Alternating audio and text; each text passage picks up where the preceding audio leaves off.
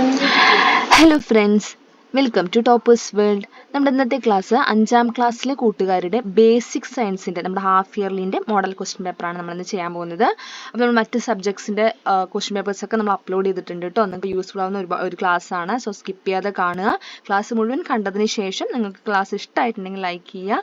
നമ്മുടെ ചാനൽ നിങ്ങൾക്ക് യൂസ്ഫുൾ ആണെന്ന് തോന്നുകയാണെങ്കിൽ സബ്സ്ക്രൈബ് ചെയ്യുക കേട്ടോ. അപ്പോൾ നമുക്ക് ആക്ടിവിറ്റീസിലോട്ട് പോകാം. 2 മണിക്കൂറായിരിക്കും നമുക്ക് എക്സാം ഉണ്ടാവുക. അപ്പോൾ ആദ്യത്തെ 15 മിനിറ്റ് എന്താണ്, കൂൾ ഓഫ് ടൈം ആണല്ലേ. അപ്പോൾ ആ 15 മിനിറ്റ് വൃത്തിയായിട്ട് ചോദ്യങ്ങൾ വായിച്ചു നോക്കാൻ ശ്രമിക്കുക. എളുപ്പം നമുക്ക് ഉത്തരം അറിയും എന്ന് ഉറപ്പുള്ള ചോദ്യങ്ങൾ ആദ്യം തന്നെ ഉത്തരം എഴുതുക. അതായത് വായിച്ചു നോക്കിയിട്ട് ഉത്തരം എഴുതുക. അല്ലാതെ വായിച്ച് നമ്മൾ അറിയാത്ത ചോദ്യങ്ങൾ വായിച്ച് സമയം വേസ്റ്റ് ചെയ്യരുത്. അപ്പം നമുക്ക് അവസാനം നമുക്ക് അറിയുന്ന ചോദ്യങ്ങൾക്ക് പോലും ഉത്തരം എഴുതാൻ സമയം തികയാണ്ട് വരും. അപ്പം അങ്ങനെ ചെയ്യരുത്. പിന്നെ എന്ത് ചെയ്യണം, നമ്മൾ അറിയാലോ നമ്മൾ 15 മിനിറ്റ് എന്ന് പറയുന്നത് വളരെ ഇമ്പോർട്ടൻ്റ് ആയിട്ടുള്ള സമയമാണ്. സോ വൃത്തിയായിട്ട് ചോദ്യങ്ങൾ വായിച്ചു നോക്കാൻ ശ്രമിക്കുക, വായിച്ച് മനസ്സിലാക്കാൻ ശ്രമിക്കുക കേട്ടോ. അപ്പം നമുക്ക് ചോദ്യങ്ങളിലോട്ട് പോകാം. ഒന്നാമത്തെ ആക്ടിവിറ്റി 1 എന്താണ്? അപ്പം എല്ലാ ചോദ്യങ്ങൾക്കും ഇങ്ങനെ ABC പറഞ്ഞിട്ട് പാർട്ട് ഉണ്ടാവും. എ പാർട്ട് എന്താ നോക്കൂ. ഒന്നാമത്തെ ചോദ്യം A part, seed dispersal is the process in which seeds from the mother plant reach different places. What are the different methods of seed dispersal? അപ്പോൾ നമ്മുടെ സീഡുമായി ബന്ധപ്പെട്ടില്ലേ നമ്മൾ എന്താണ് ഡിഫറെൻറ്റ് ടൈപ്പ് ഓഫ് സീഡ് ഡിസ്പേഴ്സലൊക്കെ നമ്മൾ പാഠത്തിൽ പഠിച്ചിട്ടുണ്ടായിരുന്നു. അപ്പോൾ ആ ചാപ്റ്റർ എന്ന് പറഞ്ഞ ചോദ്യമാണ് കേട്ടോ. എങ്ങനെയൊക്കെയാണ് സീഡ് ഡിസ്പേഴ്സൽ, ഏതൊക്കെ തരത്തിൽ നമുക്ക് സീഡ് വിത്ത് വിതരണം ഉണ്ടാവും, സീഡ് ഡിസ്പേഴ്സൽ നടക്കും എന്നാണ് ചോദിക്കുന്നത്. അനിമൽസ് വഴി ഇവിടെ എഴുതിയിട്ടുണ്ട്. ബൈ അനിമൽസ് അല്ലേ. ഇപ്പോൾ ഒരു പക്ഷി എന്ന് വന്നിട്ട് ഒരു ഫ്രൂട്ട് കൊത്തിയെടുത്തിട്ട് പറന്നു പോകുന്നു. അതിന്റെ വിത്ത് അത് പറന്നു പോയി എവിടെയാണ് ഇരിക്കുന്നത് അതിന്റെ വിത്ത് അവിടെ ഇടുന്നു അല്ലേ. അപ്പോൾ അതെന്താണ്, ബൈ അനിമൽസ് വഴി വരുന്ന സീഡ് ഡിസ്പേഴ്സൽ ആണ്. പിന്നെ എങ്ങനെയൊക്കെ സീഡ് ഡിസ്പേഴ്സൽ ഉണ്ടാകാം എന്നാണ് ചോദ്യം. അപ്പോൾ ആദ്യം ഉത്തരം നമ്മൾ വിത്ത് ആൻസർ ആണ് വീഡിയോ. അപ്പോൾ ആദ്യം തന്നെ ആൻസറിലോട്ട് പോകാതെ ആദ്യം ആലോചിച്ച് സ്വയം ഉത്തരം കണ്ടെത്താൻ ശ്രമിക്കുക. അപ്പം നമുക്കിവിടെ ഏത് ചാപ്റ്റർ ആണെന്ന് മനസ്സിലായല്ലോ. അപ്പോൾ നിങ്ങൾക്ക് അറിയില്ലെങ്കിൽ നമ്മുടെ ചാപ്റ്ററിന്റെ ക്ലാസ് കണ്ടു നോക്കുക കേട്ടോ, ഉത്തരം അറിയുന്നില്ലെങ്കിൽ. അപ്പോൾ ഏതൊക്കെയാണ്? ബൈ അനിമൽസ്, പിന്നെയോ ബൈ വിൻഡ് അല്ലെ, അല്ലെങ്കിൽ ത്രൂ വിൻഡ്, കാറ്റിലൂടെ വിത്ത് വിതരണം നടക്കും, സീഡ് ഡിസ്പേഴ്സൽ നടക്കും. അല്ലെങ്കിൽ ബൈ വാട്ടർ, വെള്ളത്തിലൂടെ അല്ലെ. ഇപ്പം നമ്മൾ ഫോർ എക്സാമ്പിൾ ഒരു തേങ്ങ വീണു, ആ തേങ്ങ വെള്ളത്തിലൂടെ ഇങ്ങനെ ഒഴുകി പോയി വേറൊരു സ്ഥലത്ത് പോയി ചെന്നെത്തുന്നു, അവിടെ നിന്ന് അത് എന്താവുന്നു, പ്ലാന്റ് ആയിട്ട് വരുന്നു അല്ലേ. അപ്പോൾ ബൈ വാട്ടർ, അല്ലെങ്കിൽ ബൈ ബേസ്റ്റിംഗ്, അതായത് നമ്മൾ ഫോർ എക്സാമ്പിൾ നമുക്ക് പറയുകയാണെങ്കിൽ ലേഡീസ് ഫിംഗർ, വെണ്ടയ്ക്കൊക്കെ എങ്ങനെയാണ് നമ്മൾ പറഞ്ഞു, ഉണങ്ങിയിട്ട് അതിങ്ങനെ പൊട്ടിയിട്ട് അതിൻ്റെ വിത്ത് തെറിച്ചു പോകുമെന്ന് പറഞ്ഞിരുന്നു അല്ലേ. ബൈ ബേസ്റ്റിംഗ്, പൊട്ടിത്തെറിച്ചിട്ട്. അപ്പം എങ്ങനെയൊക്കെയാണ് സീഡ് ഡിസ്പേഴ്സൽ നടക്കുന്ന പഠിച്ചത്? By animals, by wind, water and bursting. പഠിച്ചല്ലോ, മനസ്സിലാക്കിയല്ലോ. അടുത്ത ബി പാർട്ടിലോട്ട് പോവാം. ബി പാർട്ട്, ഇപ്പോൾ 3 ഫ്രൂട്ട്സ് കൊടുത്തിട്ടുണ്ട് അല്ലേ. ഫ്രൂട്ട്സ് കൊടുത്തിട്ടുണ്ട്. What are the favourable features of the fruits given above that help in seed dispersal? നമ്മൾ പാഠത്തിൽ വൃത്തിയായിട്ട് നമ്മൾ ഈ ചോദ്യം ഉണ്ട്. അതായത് ഫ്രൂട്ട്സ് നമ്മൾ എന്താണ്, സീഡ് ഡിസ്പേഴ്സലിന് ഫ്രൂട്ട്സിന് ഹെൽപ്പ് ആവുന്ന ഫീച്ചേഴ്സ് എന്തൊക്കെയാണ്? അപ്പോൾ എന്താ, ഇപ്പോൾ ഫ്രൂട്ട്സ് ആണ്, അപ്പോൾ ഫ്രൂട്ട്സിനുള്ളിലാണ് ഈ സീഡൊക്കെ ഉണ്ടാവുക അല്ലേ. അപ്പോൾ അതിൻ്റെ വിത്ത് വിതരണത്തിന് സഹായിക്കുന്ന ഫീച്ചേഴ്സ് എന്തൊക്കെയായിരിക്കും? ഫ്രൂട്ട്സ് ആണ്. അപ്പോൾ അത് തീർച്ചയായിട്ടും അതിൻ്റെ ഫ്ലഷി പാർട്ട്, ഇപ്പോൾ പക്ഷികളായിക്കോട്ടെ അല്ലെങ്കിൽ ഒരു വേറെ അനിമൽസ് ആയിക്കോട്ടെ, എന്തുകൊണ്ടായിരിക്കും ആ ഫ്രൂട്ട്സിൻ്റെ അടുത്തോട്ട് വരുന്നത്? അത് കഴിക്കാൻ പറ്റുന്ന ഫ്ലഷി പാർട്സ് ഉണ്ടാവും. പിന്നെ എന്താണ്, അതിൻ്റെ ടേസ്റ്റ് അല്ലേ, അതായിരിക്കും അവരെ അട്രാക്ട് ചെയ്യുക, സ്വീറ്റ് ടേസ്റ്റ്. പിന്നെയോ ബ്രൈറ്റ് കളേഴ്സ് ആയിരിക്കും. അതെല്ലാം എന്തിനു സഹായിക്കും? ആ ഫ്രൂട്ട്സിന്റെ സീഡ് ഡിസ്പേഴ്സലിന് സഹായിക്കുന്ന ഫീച്ചേഴ്സ് ആണ്. ഓക്കെ, അടുത്തത് സി പാർട്ട് കേട്ടോ. സി പാർട്ട് ചോദ്യമാണ്. among the following which is the plant that burst and release seed when they are ripen? അതായത് പൊട്ടിത്തെറിച്ചിട്ട് വിത്ത് വിതരണം നടത്തുന്ന പ്ലാന്റ്സ് ഏതാണെന്നാണ് ചോദിച്ചിരിക്കുന്നത്. ഇവിടെ ഏതൊക്കെ കൊടുത്തിട്ടുണ്ട്? ലേഡീസ് ഫിംഗർ ഉണ്ട്, ഗുവയുണ്ട്, മിൽക്ക് വീഡ് പപ്പൂസ് എന്ന് വെച്ചാൽ അപ്പൂപ്പൻ താടി, പിന്നെ ടൊമാറ്റോ. നമുക്ക് അറിയുന്ന ചോദ്യമാണ് അല്ലേ. ഏതാണ് ബേസ്റ്റ് ചെയ്തിട്ട് വിത്ത് വിതരണം നടക്കുന്നത്? നമ്മളിപ്പോൾ പറഞ്ഞതേ ഉള്ളൂ. ഏതായിരുന്നു? അതെ, ലേഡീസ് ഫിംഗർ. ഓക്കെ, അപ്പോൾ നമ്മുടെ സീഡ് ഡിസ്പേഴ്സലുമായുള്ള പാഠം, അതായത് നമ്മുടെ സീഡ്സുമായി ബന്ധപ്പെട്ടിട്ടുള്ള പാഠം കേട്ടോ. എങ്ങനെയാണ് വിത്ത് സീഡ് ജെർമിനേഷനെ കുറിച്ചൊക്കെ നമ്മൾ പഠിച്ചില്ലേ, ആ പാഠം വൃത്തിയായിട്ട് പഠിച്ചിട്ട് പോവുക. അവിടെ നിന്നൊരു ചോദ്യം പ്രതീക്ഷിക്കാം. Okay, second activity A part. Some materials for doing an experiment related to germination of seeds are given below. വീണ്ടും അതേ പാഠത്തിൽ നിന്നുള്ള ഒരു ആക്ടിവിറ്റിയാണ്. അപ്പോൾ നമ്മൾ സീഡ് ജെർമിനേഷൻ, വിത്ത് മുളച്ചു വരുന്നതിൽ ജെർമിനേറ്റ് ചെയ്യുന്നതുമായി ബന്ധപ്പെട്ട് ഒരു എക്സ്പെരിമെന്റ് ചെയ്യാൻ പോവാണ് കേട്ടോ. അപ്പോൾ അതിന് ആവശ്യമുള്ള സാധനങ്ങളാണ് കൊടുത്തിരിക്കുന്നത്. സ്റ്റീൽ ഗ്ലാസ് കൊടുത്തിട്ടുണ്ട്, സ്റ്റീൽ ഗ്ലാസും കൊടുത്തിട്ടുണ്ട്, പയറും കൊടുത്തിട്ടുണ്ട്. ഓക്കെ, അപ്പോൾ ഇവിടെ എന്താ എക്സ്പെരിമെന്റ് എന്ന് ഇവിടെ വായിച്ചു നോക്കി മനസ്സിലാവും. Write the materials needed and the procedure of experiment to find out if sunlight is necessary for the seed to germinate. അതായത് സൂര്യപ്രകാശം, സൺലൈറ്റ് വിത്ത് മുളച്ചു വരാൻ, സീഡ് ജെർമിനേറ്റ് ചെയ്യാൻ ആവശ്യമാണോ അല്ലയോ എന്ന് തെളിയിക്കുന്ന എക്സ്പെരിമെന്റ് ആണ് ചെയ്യേണ്ടത്. ഇത് നമ്മുടെ ടെക്സ്റ്റ് ബുക്കിൽ നിന്നുള്ള നമ്മളെ ക്ലാസ്സിൽ നമ്മൾ വ്യക്തമായിട്ട് എയിം, കൺക്ലൂഷൻ എന്നൊക്കെ പറഞ്ഞ് നമ്മൾ മെറ്റീരിയൽസ് എന്നൊക്കെ പറഞ്ഞ് നമ്മൾ വ്യക്തമായിട്ട് നമ്മൾ എക്സ്പെരിമെൻറ്റ് നോട്ടായിട്ട് നമ്മൾ എഴുതിയ ചോദ്യമാണ് വന്നിരിക്കുന്നത്. ഡയറക്റ്റ് ക്വസ്റ്റ്യൻ ആണ്. ക്ലാസ് കണ്ട് വൃത്തിയായി പഠിച്ചവർക്ക് ഈ ചോദ്യങ്ങൾ വളരെ പെട്ടെന്ന് തന്നെ എഴുതാൻ സാധിക്കുന്ന ചോദ്യമാണ് അല്ലേ. അതായത് സൂര്യപ്രകാശം നമ്മൾ ഓരോന്ന് പഠിച്ചിട്ടുണ്ട്. വെള്ളം ആവശ്യമാണോ, മണ്ണ് ആവശ്യമാണോ, സൺലൈറ്റ് ആവശ്യമാണോ എന്നൊക്കെ പറഞ്ഞില്ലേ ക്ലാസ് എടുക്കുമ്പോൾ. അപ്പോൾ അത് നല്ല ചോദ്യമാണ്. സൺലൈറ്റ് ആവശ്യമാണോ അല്ലയോ, എങ്ങനെ എഴുതാം, എന്തൊക്കെ ആവശ്യമാണ് അതിന്. സ്റ്റീൽ ഗ്ലാസ് വേണം, പി വേണം, പിന്നെയോ സോയിൽ വേണം, വാട്ടർ വേണം, പിന്നെ ബ്ലാക്ക് കാർഡ്ബോർഡ് വേണം, അതായത് സൂര്യപ്രകാശം മറയ്ക്കാൻ വേണ്ടിയിട്ട്. ഇത്രയും കാര്യങ്ങളുണ്ടെങ്കിൽ നമുക്ക് എക്സ്പെരിമെന്റ് ചെയ്യാം. ഇനി എങ്ങനെയാണ് എക്സ്പെരിമെന്റ് നോട്ട് അവിടെ എന്താ എഴുതാൻ പറയുന്നത്, പ്രൊസീജിയർ ഓഫ് എക്സ്പെരിമെന്റ് എഴുതാൻ പറയുന്നുണ്ട്. അപ്പോഴേ അത് കംപ്ലീറ്റ് ആവുള്ളൂ. അപ്പോൾ നമുക്ക് എങ്ങനെ ഒരു എക്സ്പെരിമെന്റ് എഴുതാൻ പറഞ്ഞാൽ ഇങ്ങനെ എഴുതുക കേട്ടോ. അപ്പോഴാണ് അത് കംപ്ലീറ്റ്, ആ ചോദ്യം കംപ്ലീറ്റ് ആവുള്ളൂ. ആദ്യം നമുക്ക് എയിം എഴുതാം. To find out whether sunlight is necessary for the seed to germinate. വിത്ത് മുളയ്ക്കാൻ സൺലൈറ്റ് നെസസറി, ആവശ്യമാണോ എന്നതാണ് കണ്ടെത്തേണ്ടത്. Materials required: steel glass, soil, water, pea seeds, black cardboard. Procedure എന്താണ് പ്രൊസീജിയർ, അതല്ല ഇവിടെ നിങ്ങൾ ഈ പ്രൊസീജിയർ കണ്ടോ, പ്രൊസീജിയർ ചോദിക്കുന്നത് മെറ്റീരിയൽസ് നീഡഡ് എഴുതി ഇത് ഈ പാർട്ടില്ലേ, ഈ പാർട്ട് മാത്രം എഴുതിയിട്ട് നിങ്ങൾ ഈ കൺക്ലൂഷൻ എഴുതി വെച്ച് കഴിഞ്ഞാൽ മതി കേട്ടോ. ഇത്ര എഴുതിയില്ലെങ്കിലും. Procedure: put some soil in the steel glass. ആ സ്റ്റീൽ ഗ്ലാസ്സിലേക്ക് നമ്മൾ എന്തിടുന്നു, കുറച്ച് മണ്ണിടുന്നു. After putting some pea seeds, അതിനുശേഷം കുറച്ച് പീ സീഡ് വിതറുന്നു. pour some water, അതിനുശേഷം കുറച്ച് വെള്ളം അതിൽ ഒഴിക്കുന്നു, കുറച്ച് വെള്ളം തളിക്കുന്ന പോലെ ചെയ്യുക. Cover the glass with black cardboard in such a way that sunlight never enters it. എന്നിട്ട് എന്ത് ചെയ്യണം, അതെ ആ കാർഡ്ബോർഡ് നമ്മുടെ കയ്യിലെ ബ്ലാക്ക് കാർഡ്ബോർഡ് വെച്ചിട്ട് നമ്മൾ ആ ഗ്ലാസ് കവർ ചെയ്യണം. കാരണം സൂര്യപ്രകാശം ഒരു രീതിയിലും ആ ഗ്ലാസിനകത്ത് തട്ടാത്ത രീതിയിൽ. നമുക്ക് ഒബ്സർവേഷൻസ് എന്തൊക്കെയാണ്, ദ സീഡ്സ് സ്പ്രൗട്ട്, വിത്ത് മുളച്ചു വന്നു. The factors that the seed get, ആ വിത്തിന് എന്തൊക്കെ ഫാക്ടേഴ്സ് ഇവിടെ കിട്ടുന്നുണ്ട്, എയർ കിട്ടി, വാട്ടർ കിട്ടുന്നുണ്ട്, സോയിൽ കിട്ടുന്നുണ്ട്. The factors that the seed doesn't get, എന്ത് കിട്ടുന്നില്ല, സൺലൈറ്റ്.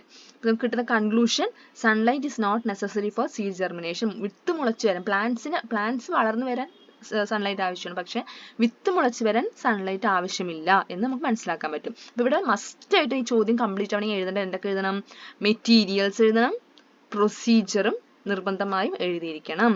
ഓക്കെ, അതിലെ B part, from where does the plant get food until the seed germinates and forms it leaves. അപ്പോൾ നോക്കൂ, ആ സീഡ്സ് ജെർമിനേഷനുമായി ബന്ധപ്പെട്ട പാഠം വളരെ വളരെ ഇമ്പോർട്ടൻ്റ് ആണ് കേട്ടോ. അവിടെ ഒരുപാട് ചോദ്യങ്ങൾ വന്നിട്ടുണ്ട്.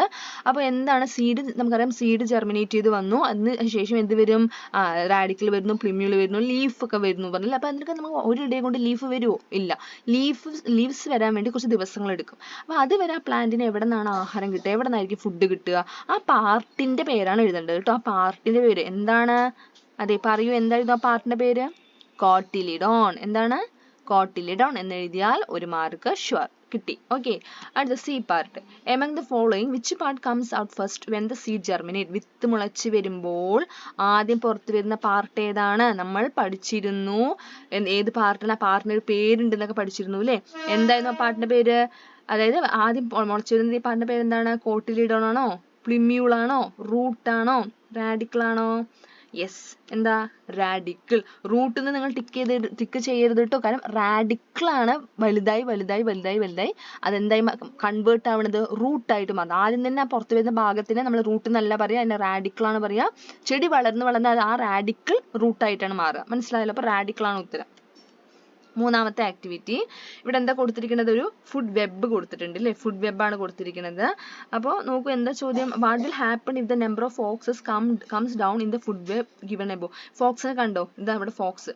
അപ്പോൾ ഇവിടെ ലാസ്റ്റ് വരുന്ന വൾച്ചറിലോട്ടാണ് എത്തുന്നത് അല്ലേ. അപ്പോൾ ഇവിടെ ഫോക്സിന്റെ എണ്ണം കുറഞ്ഞു, അതായത് കംസ് ഡൗൺ ആയി, ഫോക്സിന്റെ എണ്ണം കുറഞ്ഞാൽ ഈ ഫുഡ് വെബ് നോക്കിയിട്ട് പറയൂ എന്താണ് സംഭവിക്കുക എന്നാണ് ചോദ്യം. തീർച്ചയായിട്ടും if the number of foxes comes down there will be an increase in the number of rooster and squirrel. അതായത് ഫോക്സ് ഭക്ഷണമാക്കുന്ന ജീവികളുടെ എണ്ണം വർദ്ധിക്കും. ഇവിടെ ഫോക്സ് ഭക്ഷണമാക്കുന്നത് ആരെയൊക്കെയാണ്, റൂസ്റ്റർ അല്ലെങ്കിൽ ഹെൻ എന്ന രീതിയിൽ മതി, കോഴീനെയും അണ്ണാനെയും അല്ലേ.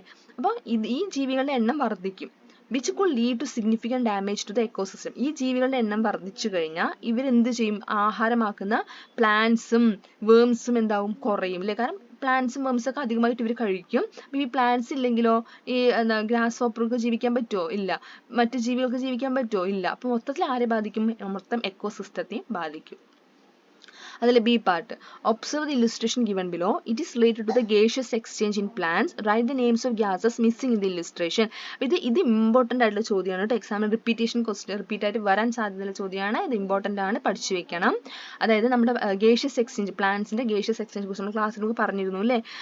ഫോട്ടോസിന്തസിസ് നടക്കുമ്പോൾ ചെടികൾ ഏത് ഗ്യാസാണ് വലിച്ചെടുക്കുന്നത് പറഞ്ഞത്. ഫോട്ടോസിന്തസിസ് നടക്കുമ്പോൾ ഡേ ടൈമിലാണ് ഫോട്ടോസിന്തസിസ് നടക്കുക. പ്ലാന്റ്സ് ഫുഡ് പാചകം ചെയ്യുന്ന പ്രോസസ്സിനെയാണ് ഫോട്ടോസിന്തസിസ് എന്ന് പറയുക. ഫോട്ടോസിന്തസിസ് നടക്കുമ്പോൾ ഏത് ഗ്യാസാണ് പ്ലാന്റ്സ് വലിച്ചെടുക്കുക? അതിന്റെ ചുറ്റുപാടുമുള്ള കാർബൺ ഡൈ ഓക്സൈഡിനെ വലിച്ചെടുക്കുന്നു, ഓക്സിജനെ പുറന്തള്ളുന്നു. ആരോ ശ്രദ്ധിക്കുക, പ്ലാന്റ്സിന് ഉള്ളിലോട്ട് പോകുന്ന ആരോ പറഞ്ഞാൽ പ്ലാന്റ്സ് വലിച്ചെടുക്കുന്നത് കാർബൺ ഡൈ ഓക്സൈഡ്, പ്ലാന്റ്സിന് വെളിയിലോട്ട് പോകുന്നു, ഓക്സിജൻ പുറന്തള്ളുന്നു. അതേസമയം ഇവിടെ നോക്കൂ, റെസ്പിറേഷൻ ആണ്. റെസ്പിറേഷൻ നടക്കുക പറഞ്ഞാൽ എന്താണ്? അതെ, പ്ലാന്റ്സിന്റെ ആ ഒരു ശ്വസന പ്രക്രിയ അല്ലെ. അപ്പൊ അത് നടക്കുന്നത് എപ്പോഴാണ്? രാത്രി സമയങ്ങളിലാണ് നടക്കുക. ആ സമയത്ത് ഇത് നേരെ ഓപ്പോസിറ്റ് ആയിരിക്കും. ഓക്സിജൻ എന്ത് ചെയ്യുന്നു? പ്ലാന്റ്സ് വലിച്ചെടുത്തിട്ട് കാർബൺ ഡൈ ഓക്സൈഡ് പുറന്തള്ളും. മനസ്സിലായത്? ഇമ്പോർട്ടൻ്റ് ആണ്, പഠിച്ചു വയ്ക്കുക. മാറ്റി എഴുതരുത് കേട്ടോ. ഫോട്ടോസിന്തസിസ് നടക്കുമ്പോൾ കാർബൺ ഡൈ ഓക്സൈഡ് വലിച്ചെടുത്തിട്ട് ഓക്സിജൻ റിലീസ് ചെയ്യണു. റെസ്പിറേഷൻ സമയത്ത് ഓക്സിജൻ വലിച്ചെടുത്തിട്ട് കാർബൺ ഡൈ ഓക്സൈഡ് റിലീസ് ചെയ്യണു. C part which pigment gives red colour to red spinach. അതായത് ചുവന്ന ചീരയ്ക്ക് ചുവപ്പ് കളർ കൊടുക്കുന്നത് ഏത് പിഗ്മെന്റ് ആണ്? നമുക്കറിയാം പച്ച കളർ കൊടുക്കുന്ന പിഗ്മെന്റ് ഏതാണ്? ക്ലോറോഫിൽ ആണ്. ചുവപ്പ് കളർ കൊടുക്കുന്നത് ഏതാ? യെസ്, ആന്തോസൈനിൻ അല്ലേ, ആന്തോസൈനിൻ. സാന്തോഫില്ല ഏത് കളറാ? Yellow colour. ക്ലോറോഫിൽ അറിയാലോ, ഗ്രീൻ കളർ. കാരോട്ടിൻ ഓറഞ്ച് അല്ലേ. നാലാമത്തെ activity complete the illustrations given below. Properties of water. വെള്ളത്തിന്റെ പ്രോപ്പർട്ടീസ് എഴുതാൻ പറയാണ് അല്ലേ. എന്തൊക്കെയാണ് വെള്ളത്തിന്റെ പ്രോപ്പർട്ടീസ്? ക്യാരീസ് ഹീറ്റ് കടത്തി വിടും. പിന്നെ എന്താ? ക്യാൻ ഫ്ലോ ഒഴുകും. ഡിസോൾവ് സബ്സ്റ്റൻസ്, അതുപോലെ സബ്സ്റ്റൻസിനെ ഡിസോൾവ് അറിയാൻ സഹായിക്കുന്നു. കാരണം യൂണിവേഴ്സൽ സോൾവെന്റ് എന്ന് എഴുതിയാലും ഉത്തരം വളരെ കറക്റ്റ് ആണ്. യൂണിവേഴ്സൽ സോൾവെന്റ് എന്ന് എഴുതാം കേട്ടോ. ഹാവ് ഡിഫറെന്റ് സ്റ്റേറ്റ്സ് ഉണ്ട്. നമുക്കറിയാം സോളിഡ്, ലിക്വിഡ്, ഗേഷ്യസ് സ്റ്റേറ്റ് ഉണ്ട്. Have different states. അടുത്തത് B part complete the table after observing the examples given. എന്തൊക്കെ നമുക്ക് എഴുതാം? സബ്സ്റ്റൻസിന്റെ ഫോം ഉണ്ട്. വാട്ടർ എന്ന് പറയുന്നത് എന്താ? ലിക്വിഡ് ആണ്. ഐസ് എന്ന് പറയുന്നത് എന്താണ്? എന്ത് ഫോമാണ് വെള്ളത്തിന്റെ? സോളിഡ്. ഗ്യാസ് ഫോം ഇവിടെ കൊടുത്തിട്ട് ഗ്യാസ്. അപ്പൊ സബ്സ്റ്റൻസ് എന്തായിരിക്കും? വേപ്പർ അല്ലെങ്കിൽ വാട്ടർ വേപ്പർ എന്ന് എഴുതാം, അല്ലെങ്കിൽ വേപ്പർ എന്ന് എഴുതാം. C part which among the following is not a rain water harvesting method. അതായത് മഴവെള്ള സംഭരണി അല്ലെങ്കിൽ മഴവെള്ള സംരക്ഷണവുമായി ബന്ധപ്പെടാത്തത് ഏതെന്നാണ് ചോദ്യം കേട്ടോ. ഏതാണ്? റീചാർജിങ് വെല്ല്, യെസ്, റെയിൻ വാട്ടർ ഹാർവെസ്റ്റിംഗ് ആണ്. Building check dam, rain water harvesting ആണ്. മേക്കിംഗ് സ്റ്റോൺ വാൾ, അതെ അല്ലേ. കോൺക്രീറ്റിംഗ് യാർഡ്, മുറ്റമൊക്കെ നമ്മളിങ്ങനെ സിമെന്റ് ഇട്ടിട്ട് കോൺക്രീറ്റ് ചെയ്യില്ലേ, അത് അങ്ങനെ ചെയ്യുമ്പോൾ മഴവെള്ളം നമുക്ക് സേവ് ചെയ്യാൻ പറ്റുമോ? ഇല്ല അല്ലേ. അപ്പൊ ഇതാണ് ഉത്തരം. അഞ്ചാമത്തെ the plan selected by a child to identify the features of roots are given below. Classify them suitably. അതായത് എന്ത് ചെയ്യണം? നമ്മുടെ വേരിന്റെ അടിസ്ഥാനത്തിൽ ഒരു കുട്ടി എന്ത് ചെയ്യാണ്? ചെടികളെ തരം തിരിക്കുകയാണ്. അപ്പൊ തരം തിരിക്കാനാണ് പറയുന്നത് കേട്ടോ. അവിടെ നമ്മൾ ഹെഡിങ് പോലും എന്തിന്റെ രീതിയിൽ തരം തിരിക്കണം എന്ന് കൂടെ കൊടുത്തിട്ടില്ല. പ്ലാന്റ്സിന്റെ പേര് മാത്രം കൊടുത്തിട്ട് തരം തിരിക്കാൻ പറയാണ് കേട്ടോ. അപ്പൊ നമുക്ക് കുറച്ച് നമ്മൾ നന്നായി ആലോചിച്ച് എഴുതേണ്ട ഒരു ചോദ്യമാണ്. കാരണം ഇവിടെ ഹെഡിങ് നമുക്ക് ടേബിൾ തന്നെ ഹെഡിങ് ഒന്നും കൊടുത്തിട്ടില്ല, വെറും തരം തിരിക്കൂ എന്നാണ് പറഞ്ഞത്. അപ്പൊ എന്തിന്റെ അടിസ്ഥാനത്തിൽ തരം തിരിക്കും? നമുക്ക് തരം തിരിക്കണമെങ്കിൽ ഹെഡിങ് ആവശ്യമല്ലേ അല്ലേ. അപ്പൊ നമുക്ക് റൂട്ടിന്റെ അടിസ്ഥാനത്തിൽ ഫീച്ചേഴ്സ് ഓഫ് റൂട്ട്സ് എന്ന് പറഞ്ഞപ്പോൾ നമുക്കറിയാം 2 തരത്തിലുള്ള വേരുകളുണ്ട്, നമ്മൾ പഠിച്ചിരുന്നു. ആ 2 തരത്തിലുള്ള റൂട്ട്സിന്റെ അടിസ്ഥാനത്തിൽ വേണം എന്ത് ചെയ്യണമെങ്കിൽ ഈ ചെടികളെ നമുക്ക് തരംതിരിക്കാൻ. മനസ്സിലായല്ലോ? ഏതൊക്കെയാണ് 2 types ഓഫ് റൂട്ട്സ്? പറയൂ, ഏതൊക്കെയാ? ഒന്ന് ആലോചിച്ചിട്ട് പറയാൻ ശ്രമിക്കൂ. ഏതൊക്കെ റൂട്ട്സ് ആണത്? Tap root system and fibrous root system. പഠിച്ചത് ഓർക്കുന്നുണ്ടോ നിങ്ങൾ? ഇല്ലെങ്കിൽ വേഗം നമ്മുടെ ക്ലാസ് കാണുക കേട്ടോ, അല്ലെങ്കിൽ ടെക്സ്റ്റ് ബുക്ക് പഠിക്കുക. നമ്മൾ ഇമ്പോർട്ടൻ്റ് ഉള്ള ചോദ്യമാണ് കേട്ടോ. Tap root system, fibrous root system. ഇനി നമുക്ക് ഈ തന്ന ചെടികളെ ക്ലാസിഫൈ ചെയ്യാം. മാംഗോ ട്രീ ടാപ്പ് റൂട്ട് ആണ്. പിന്നെയോ coconut tree fibrous root, grass fibrous, jackfruit tree ഏതാണ്? Tap root, paddy fibrous, guava ഏതാ? ടാപ്പ് റൂട്ട്, ബാംബു ഏതാ? ഫൈബ്രസ്. ഇനി ആ രണ്ടും എന്താണെന്നും കൂടെ ഒന്ന് എഴുതി വെക്കുക കേട്ടോ. അറിയില്ലെങ്കിൽ പഠിച്ചു വെക്കുക. ടാപ്പ് റൂട്ട് എന്ന് വെച്ചാൽ എന്താ? A tap root system is a root system consisting of a tap root growing downward from the base of the stem and branching roots growing from it. Fibrous root system is one in which many fiber-like roots grows from the base of the stem. നമ്മൾ കൂടുതൽ define ചെയ്യുന്നില്ല, നമ്മൾ class എടുക്കുമ്പോൾ എന്താണ് എങ്ങനെയാണ് എന്നൊക്കെ നമ്മൾ വിശദീകരിച്ച് പറഞ്ഞതാണ്. സോ നിങ്ങൾക്ക് അറിയുന്നില്ല എങ്കിൽ നമ്മുടെ ക്ലാസ് കണ്ടു നോക്കുക കേട്ടോ. നമ്മൾ അതിപ്പോൾ എക്സാമിൽ എഴുതുന്ന സമയത്ത് ഇപ്പോൾ ചോദ്യം വന്നാൽ എന്താണെന്നും കൂടി എഴുതി വെച്ചാൽ അത്രയും നന്നായി. ടാപ്പ് റൂട്ട് എന്താ, ഫൈബ്രസ് റൂട്ട് എന്താണെന്നും കൂടി എഴുതി വെക്കുക. B part what is A feature of leaves of the plants included in each group. ഓരോ ഗ്രൂപ്പിൻ്റെയും അപ്പോൾ നമ്മൾ എന്ത് പറഞ്ഞു, ടാപ്പ് റൂട്ട് സിസ്റ്റം പറഞ്ഞു, ഫൈബ്രസ് റൂട്ട്. ഇനി ആ രണ്ട് സിസ്റ്റത്തിലും വരുന്ന ആ രണ്ട് ഗ്രൂപ്പിലും വരുന്ന ലീഫ് ആണ് ചോദിക്കുന്നത്. അപ്പം നമുക്ക് ലീഫും രണ്ട് ടൈപ്പ് ഉണ്ട്, നമ്മൾ പഠിച്ചിരുന്നു. ഏതൊക്കെയാണ് പഠിച്ചത്? യെസ്, ഏതൊക്കെയാ? റെട്ടിക്കുലേറ്റും പാരലൽ വെനേഷൻ അല്ലേ. അപ്പോൾ നമുക്കറിയാം ടാപ്പ് റൂട്ട് സിസ്റ്റം ആണെങ്കിൽ റെട്ടിക്കുലേറ്റ് വെനേഷൻ ആയിരിക്കും. ഓക്കെ, എന്താണ് റെട്ടിക്കുലേറ്റ് വെനേഷനും കൂടെ പഠിച്ചു വയ്ക്കുക. നമ്മൾ എഴുതിയിരിക്കുന്നത് in the middle of the leaf a main vein extending from the node to the tip and many small branches that come out from it are connected to each other like the links of a net is known as reticulate venation. Fibrous root system is a parallel venation ആണ്. All the veins in the leaf starts from the node of the leaf and reach the tip in parallel without touching each other is known as parallel venation. At C part, which pair does not show the relationship between root and leaf as mentioned above. അതായത് നമുക്കറിയാം tap root ആണെങ്കിൽ reticulate ആയിരിക്കണം, fibrous root ആണെങ്കിൽ parallel ആയിരിക്കണം. ഇതാണ് root leaf relationship. Okay, ഇത് പഠിച്ചു വെക്കുക. ടാപ്പ് റെട്ടിക്കുലേറ്റ്, ഫൈബ്രസ് ആണെങ്കിൽ പാരലൽ. ഇതാണ് റൂട്ടും ലീഫും തമ്മിൽ റിലേഷൻഷിപ്പ്. അങ്ങനെ അല്ലാത്തത് ഏതെന്നാണ് ഇവിടെ ചോദ്യം കേട്ടോ. ഇവിടെ നോക്കിയാൽ നിങ്ങൾക്ക് മനസ്സിലാവും. നമ്മുടെ രണ്ടാമത്തെ ഓപ്ഷൻ കൊളക്കേഷ്യയും യാമും ആണ് ആ ഒരു റിലേഷൻഷിപ്പ് ബ്രേക്ക് ചെയ്യണത്. കൊളക്കേഷ്യ യാമ്. കൊളക്കേഷ്യ എന്ന് വെച്ചാൽ അറിയില്ലേ, ചേന അല്ലേ. യാമെന്ന് വെച്ചാൽ നമ്മുടെ ചേന. ഇതിലാണ് ആ ഒരു റിലേഷൻഷിപ്പ് ബ്രേക്ക് ആവുന്നത്. അതായത് നമ്മുടെ ടാപ്പ് റൂട്ടമാണെങ്കിൽ റെട്ടിക്കുലേറ്റ് ആവണമെന്ന് പറയുന്നത്, പക്ഷെ ഇവിടെ റെട്ടിക്കുലേറ്റ് അല്ല, അല്ലെങ്കിൽ ടാപ്പ് റൂട്ട് സിസ്റ്റം അല്ല വരിക. കൊളക്കേഷ്യക്കാണെങ്കിലും യാമിനാണെങ്കിലും ഫൈബ്രസ് റൂട്ട് സിസ്റ്റം ആണ് വരുന്നത് അല്ലേ. അപ്പോൾ ആ ഒരു ഡിഫറൻസ് വരുന്നുണ്ട്. നമ്മുടെ റിലേഷൻഷിപ്പ് ബ്രേക്ക് ആവുന്നത് ഏതിലാണ്? കൊളക്കേഷ്യ യാമിലാണ്. ആ relationship between root and leaf എന്ന് പറയുന്നത്, ആ ഒരു റിലേഷൻഷിപ്പ് ഇല്ലാത്തത് കൊളക്കേഷ്യ യാമിനാണ്. അടുത്ത ആക്ടിവിറ്റി 6, ഒബ്സർവ് ദ പിക്ചർ. എന്താ അവിടെ കൊടുത്തിരിക്കുന്നത്? സോളാർ സിസ്റ്റം ആണ് കൊടുത്തിരിക്കുന്നത് അല്ലേ. A part, the statement related to the group of celestial bodies between in the pictures are given. Write 2 more statements. ഇവിടെ ഈ നമ്മുടെ സോളാർ സിസ്റ്റവുമായി ബന്ധപ്പെട്ട 2 സ്റ്റേറ്റ്മെന്റ് ഇവിടെ കൊടുത്തിട്ടുണ്ട്. ഇതുപോലെ 2 സ്റ്റേറ്റ്മെന്റ് എഴുതാനാണ് പറയുന്നത്. The sun is a centre. നമുക്കറിയാം സോളാർ സിസ്റ്റത്തിലെ സെന്റർ സൺ ആണ്. Orbit is a path through which the celestial bodies revolve around the sun. അതുപോലെ നമുക്കറിയാം ഈ സെലസ്റ്റിയൽ ബോഡീസ് എന്ന് പറയുന്നത് എന്തൊക്കെയാ? പ്ലാനറ്റ്സ് എല്ലാം. പ്ലാനറ്റ്സ് നമുക്ക് പറയാൻ പറ്റും. അതൊക്കെ എങ്ങനെയാണ്? സണ്ണിന് ചുറ്റുമാണ് കറങ്ങുന്നത്. ഏതിലൂടെ? ഓർബിറ്റ്സിലൂടെ. ഓർബിറ്റ്സ് ആണ് ആ പാത്ത് എന്ന് പറയുന്നത്. പിന്നെ നമുക്ക് എന്ത് എഴുതാം? There are 8 planets in the solar system. Solar സിസ്റ്റത്തിൽ 8 planets ഉണ്ട്. The earth lies between Venus and Mars. അപ്പം നമുക്ക് ഈ ഒരു സോളാർ സിസ്റ്റവുമായി ബന്ധപ്പെട്ട് നിങ്ങൾക്ക് അറിയുന്ന ഏതെങ്കിലും 2 സെന്റൻസ് എഴുതിയാൽ നിങ്ങൾക്ക് 2 മാർക്ക് കിട്ടും കേട്ടോ. അതായത് നിങ്ങൾക്ക് ഇഷ്ടമുള്ള 2, അതായത് ഈ സോളാർ സിസ്റ്റവുമായി ബന്ധപ്പെട്ടിട്ടുള്ള 2 എന്തെഴുതുക? സ്റ്റേറ്റ്മെന്റ് എഴുതാനേ പറയുന്നുള്ളൂ. Okay. B part, complete the table related to artificial satellite. Important ആണ്, പഠിച്ചു വയ്ക്കുക. ആർട്ടിഫിഷ്യൽ സാറ്റലൈറ്റ് പറഞ്ഞൊരു ചോദ്യം പ്രതീക്ഷിക്കുക. നമ്മുടെ കമ്മ്യൂണിക്കേഷൻ ഉപയോഗിക്കുന്ന ആർട്ടിഫിഷ്യൽ സാറ്റലൈറ്റ് ഇൻസാറ്റ്. എജുസാറ്റ് എന്തിനാ ഉപയോഗിക്കുക? പേര് തന്നെയുണ്ട്, എജുസാറ്റ് എഡ്യൂക്കേഷന്. ഡിഫൻസിന് ഉപയോഗിക്കുന്നത് 2 നമ്മൾ പഠിക്കുന്നുണ്ട്, ക്ലാസ് എടുക്കുമ്പോൾ പറഞ്ഞിരുന്നു. നമ്മളിവിടെ എഴുതിയിരിക്കുന്നത് എമിസാറ്റ് ആണ് എഴുതിയിരിക്കുന്നത് ഡിഫൻസിന്. അടുത്തത് ഇവിടെ എന്താ കൊടുത്തിരിക്കുന്നത്? കോൺസ്റ്റലേഷൻ ആണ് അല്ലേ. Write the name of this constellation. എന്താണ് ഈ കോൺസ്റ്റലേഷന്റെ ചിത്രം കാണുമ്പോൾ തന്നെ നിങ്ങൾക്ക് മനസ്സിലാവും. എന്താ? ഹണ്ടർ. അടുത്ത activity 7, look at the situation given below. താഴെ തന്ന സിറ്റുവേഷൻ നോക്കൂ. ഒന്നാമത്തെ, powdered salt is added to lime juice. അതായത് പൊടി ഉപ്പ് നാരങ്ങ വെള്ളത്തിൽ ആഡ് ചെയ്തു. അടുത്തത്, crystals of salt added to lime juice. നാരങ്ങ വെള്ളത്തിൽ നമ്മുടെ കല്ലുപ്പ് ആഡ് ചെയ്തു. Okay. In which situation does salt dissolve quickly? Why? ഇതിൽ ഏത് സിറ്റുവേഷനിലായിരിക്കും ഉപ്പ് പെട്ടെന്ന് അലിയുക? എന്തുകൊണ്ട്? നമുക്ക് കാണുമ്പോൾ തന്നെ അറിയുന്നുണ്ട് ഏതാണ്? പൗഡേർഡ് സോൾട്ട് അല്ലേ. വെൻ സിറ്റുവേഷൻ 1 ആണ്. When salt is powdered it's surface area increase. നമ്മൾ ക്രിസ്റ്റൽ ആണെങ്കിൽ കുറച്ച് ഇളക്കി കുറേ നേരം കഴിയണം അത് അലിയണമെങ്കിൽ. പക്ഷെ പൗഡേർഡ് ആകുമ്പോൾ പെട്ടെന്ന് അലിയും. കാരണം അതിന്റെ സൈസ് കമ്മിയാണ്, അതുകൊണ്ട് തന്നെ സർഫസ് ഏരിയ കൂടുതലായിരിക്കും. അത് പെട്ടെന്ന് തന്നെ എന്ത് ചെയ്യുന്നു? വാട്ടറിൽ അല്ലെങ്കിൽ ലൈം ജ്യൂസ് അല്ലേ, അപ്പോൾ അതിൽ അലിഞ്ഞു ചേരുന്നു. സിറ്റുവേഷൻ 1 ആണ് answer. B part, what are the other 2 factors which affect the speed of dissolution? അതായത് ഡിസൊല്യൂഷൻ്റെ സ്പീഡ് പെട്ടെന്ന് അലിയാൻ സഹായിക്കുന്ന ഏതെങ്കിലും 2 ഫാക്ടേഴ്സ് ആണ് എഴുതാൻ പറയുന്നത്.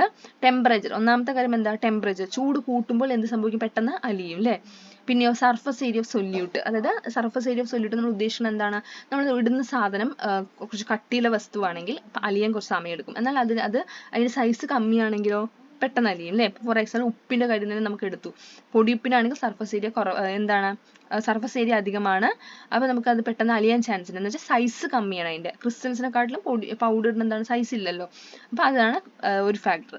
C part, complete the flow chart given below. ഒരു ഫ്ലോ ചാർട്ടാണ്. വെള്ളം വാട്ടർ ഹീറ്റ് ചെയ്യുമ്പോൾ എന്തായി മാറുന്നു? വാട്ടർ കൂൾ ചെയ്യുമ്പോൾ എന്തായി മാറും? വാട്ടർ ഹീറ്റ് ആകുമ്പോൾ എന്തായി മാറും? Water vapour. വാട്ടർ കൂൾ ആകുമ്പോൾ എന്താവും? ഐസായി മാറും അല്ലേ. അപ്പോൾ 7 ആക്ടിവിറ്റീസ് ഉള്ളൂ. ആക്ടിവിറ്റീസ് നമ്മൾ കംപ്ലീറ്റ് ചെയ്തിരിക്കണം. ഉത്തരങ്ങൾ കോപ്പി പേസ്റ്റ് ചെയ്യാതിരിക്കാൻ ശ്രമിക്കുക. നിങ്ങൾക്ക് അറിയുന്നില്ലെങ്കിൽ ക്ലാസ് കാണുക, ക്ലാസ് മനസ്സിലാക്കാൻ ശ്രമിക്കുക. എന്തെങ്കിലുമൊക്കെ ഡൗട്ട് വരികയാണെങ്കിൽ നിങ്ങൾക്ക് കമൻറ്റ് ചെയ്യാം. കമൻറ്റ് നമ്മൾ ചോദ്യങ്ങൾ ചോദിക്കുന്നത് വഴിയാണല്ലോ നമുക്ക് കുറച്ച് കൂടുതൽ ഡീപ്പായിട്ട് നമുക്ക് പഠിക്കാൻ പറ്റുക. അല്ലാതെ ഉത്തരം വെറുതെ കോപ്പി ചെയ്തിട്ട് പഠിക്കരുത്. നമുക്ക് മനസ്സിലാക്കി പഠിക്കാൻ ശ്രമിക്കുക. നമ്മുടെ ക്ലാസ് കാണുക. എന്നിട്ട് നിങ്ങൾ ആൻസേഴ്സ് വീഡിയോയിൽ ആൻസേഴ്സ് നോക്കുകയാണെങ്കിലും കുഴപ്പമില്ല. പഠിച്ചിട്ട് ഓരോ ചോദ്യങ്ങൾ വൃത്തിയായി പഠിച്ചിട്ട് പോവുക കേട്ടോ. എക്സാമിന് വേണ്ട ആവശ്യമുള്ള പോർഷൻസ് നമ്മൾ അപ്ലോഡ് ചെയ്തിട്ടുണ്ട്. ക്ലാസ്സുകൾ ആവശ്യമുണ്ടെങ്കിൽ കാണുക.